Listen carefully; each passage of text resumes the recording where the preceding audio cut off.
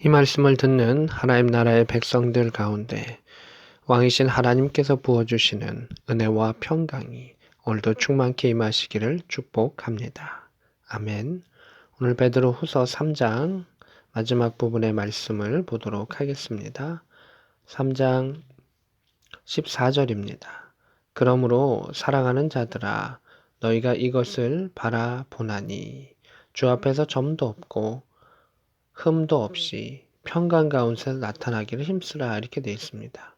주 앞에서 나타나기를 힘쓰라. 지금 이 베드로 후서는 종말의 때 심판의 때 우리가 하나님 앞에 예수 그리스도 앞에 어떻게 나타나야 되는가, 그 심판대 앞에 어떻게 서야 하는가를 이야기합니다. 우리가 과정도 중요하고 결과도 중요합니다. 하나님은 과정을 중요하시는 분은 분명히 맞습니다. 근데 심판의 때는 최종 결과도 하나님 앞에 의롭다 여김을 받을 수 있어야 되겠죠. 상당히 중요한 점이죠. 우리 인생 가운데 가장 중요한 점이 그 심판의 때일 것입니다. 그런데 그들을 향해서 또 우리를 향해서 이야기합니다. 주 앞에 설 때, 그 최종 관문 앞에 갈 때 점도 흠도 죄에 대한 그 부분이 아니라 정말 작은 부분 가운데서도 연약함 없이 평강 가운데 하나님 주시는 은혜의 능력 가운데 또 하나님 주시는 편안함 가운데 하나님 주시는 믿음의 담력 가운데에 나타날 수 있기를, 그 앞에 설 수 있기를 힘써라 라고 말합니다.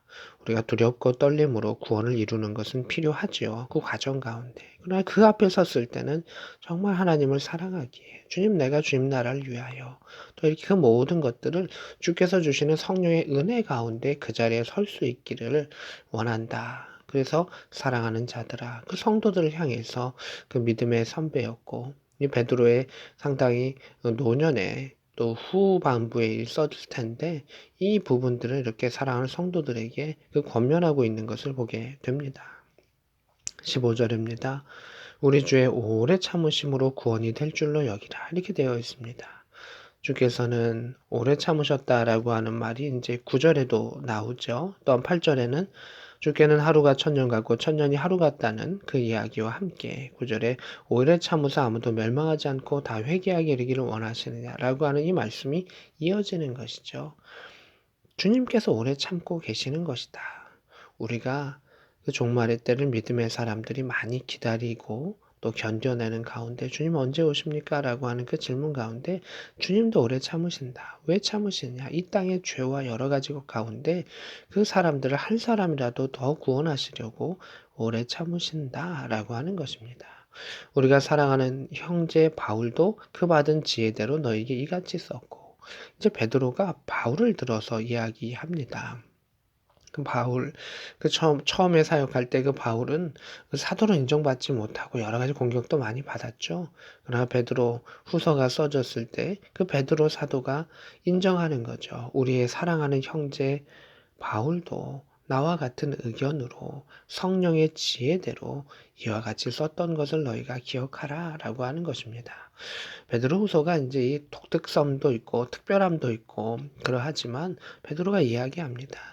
이 모든 것들은 하나님이 바울에게도 이야기하셨던 것이고 믿음의 사람을 통해서 동일하게 이끌어 가신다라고 하는 것입니다.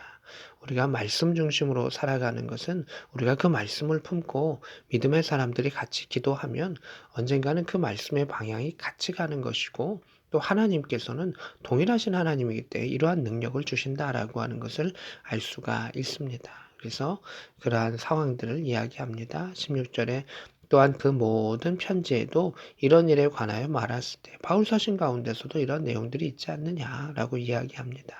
무식한 자들과 굳세지 못한 자들이 다른 성경과 같이 그것도 억지로 풀다가 스스로 멸망하였다.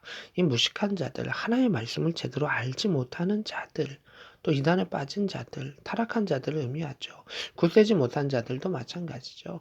믿음 안에서 성령 안에 매달리면서 그 말씀을 풀어야 되는데, 말씀으로 말씀을 풀고 성령의 지혜 가운데 풀어야 되는데, 믿음 안에 있지 아니하는 자들이 그것을 억지로 자신의 뜻대로 풀어가지고 결국 멸망할 수밖에는 없었다라고 하는 것을 이야기합니다.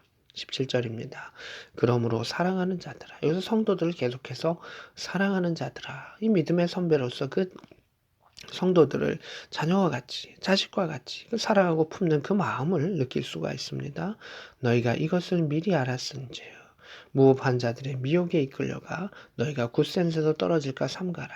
미리 가르쳐 주는 것입니다. 이 주먹이 날라온다. 이러한 공격이 날라온다. 그러하기 때문에 이 무법한 자들, 하나님의 말씀을 갖고 있지 아니하는 자들의 유혹에 끌려가지 않도록 주의하라. 굳센 데서 떨어질까 삼가라. 이 굳센 믿음을 가지고 살아가야 되는데 그 믿음 가운데 낙오되지 않도록 주의해라 라고 말하고 있습니다. 18절입니다.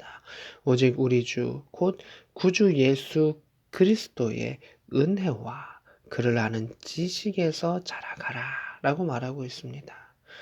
이 말씀의 뜻, 이제 이 마지막 절이지 않습니까? 이 마지막 절 가운데에 베드로 사도가 권했었던 거, 이 베드로 가운데서는 이제 알미, 실천과 열매 맺어서 마지막 그날까지 하나님 앞에 온전히 나아가자라고 하는 것이 주된 내용들인데, 예수 그리스도의 은혜와 그를 아는 지식이라고 이야기합니다. 하나님께서 예수 그리스도를 통해서 어떠한 은혜를 주셨는가? 또 그리고 예수 그리스도에 대한 성품과 예수 그리스도의 그 사랑을 알게 되면 우리는 궁극적으로 무엇을 알게 됩니까? 하나님의 사랑, 하나님의 성품을 알게 되는 것입니다. 그래서 예수 그리스도를 통하여 하나님을 알아가고 믿는 그 믿음 안에서 너가 자라가라.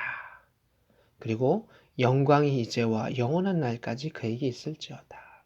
세상의 악한 자들과 또 어둠의 영들이 예수 그리스도를 공격하며 예수 그리스도의 심판의 날에 대해 조롱하는 그때, 마치 노아의 홍수 때 이렇게 조롱하는 자들이 있었던 것처럼 이 베드로후서가 써질 때도 조롱하는 자들이 있었지만 결국 예수 그리스도의 영광, 그 십자가에서 부활하시며 그 모든 조롱과 공격을 다 없애버리셨던 예수 그리스도의 영광과 또한 그 예수 그리스도에서 다시 오시는 그 날이 영원까지 예수 그리스도를 통하여 있을 것이다 라고 이야기하고 있습니다. 그래서 이 영광의 단어가 예수 그리스도를 통하여 저 하늘에까지 영원토록 이루어지는 것을 오늘 베드로 사도는 주님을 찬양하며 말하고 있습니다.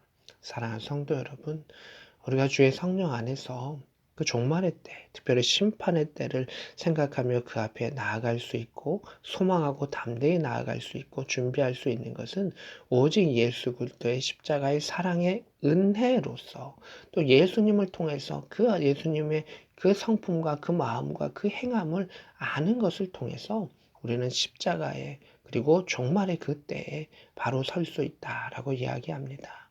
오늘도 주님을 묵상할 수 있기를 원하며 주님의 말씀을 묵상할 수 있기를 원하며 그 말씀을 씹으면서 주님을 찬양했을 때 앞으로도 주님 앞에 섰을 때에도 저 천국 가운데서도 영원토록 주님을 찬양할 수 있는 복된 저와 여러분 될 수 있기를 우리 구주 예수 그리스도의 이름으로 축복합니다.